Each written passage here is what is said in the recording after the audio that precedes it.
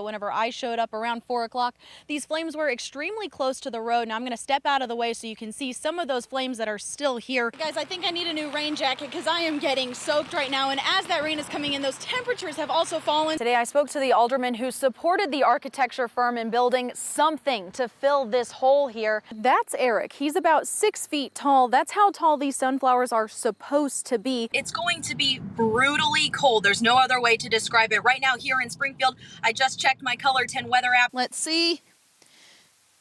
Oh, that is almost 5 inches, guys. President-elect Donald Trump is asking the Supreme Court to delay the ban on TikTok from going into effect until after he takes office. Continuing to follow, breaking news out of Pennsylvania. State police confirmed shots were fired at a rally for former President Donald Trump while he was speaking on stage. And they brought in cadaver dogs just to make sure no one was stuck inside when the fire started. Breaking news tonight, a plane from Springfield had to make an emergency landing in Waco, Texas. Matt will eventually get some blue skies, eventually. But right now, thick fog is covering us. Yep. This is what I really want to show you guys. This used to be slush right here, and now that's just ice. There's a lot of blue here. That light blue and that darker blue means partly covered. First tonight, the Missouri state president is named in a federal misconduct lawsuit. And the city says they are working to get remote access to OC's storm shelter, and they do expect that sometime in the near future. But the woman I spoke to today says something needs to be done right now. That is uncalled for. Not having those doors, somebody there with a key to let us in. 85-year-old Patricia Parsley uses a walker or cane to get around. Last night, she drove to the Ozarks Community Center to seek shelter from the storm. It seemed like hours, waiting for somebody to show up.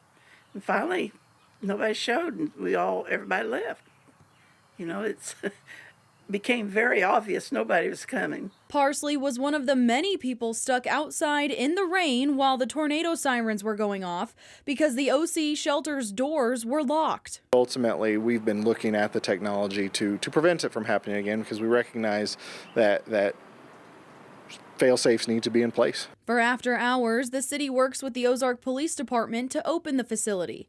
They tell me police were responding to a car crash when the sirens went off. I can't imagine how scary it was, and so I look forward to making those positive changes so it doesn't happen like that again. Hayden Ponser is the interim parks director. He says this is the first time since the shelter opened 15 years ago that a situation like this has happened. Tornadoes don't leave you a message saying I'll be there at 6 o'clock tonight, be ready for me.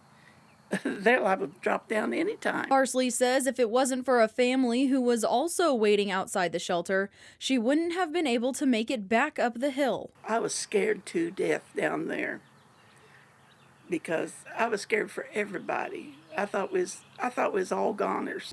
Heart and prayers go out to you all for this very unfortunate and tragic incident.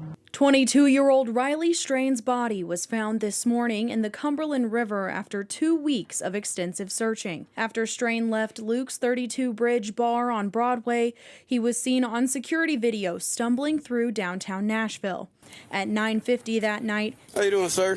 I'm good. How are you? Good. He briefly talked with a police officer.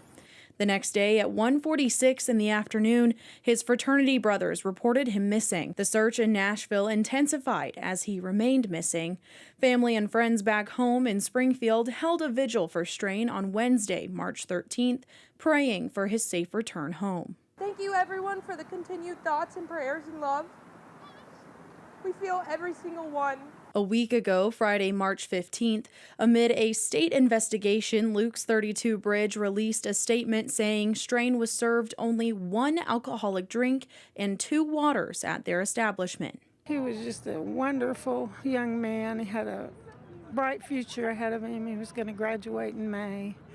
Just an all-around good guy.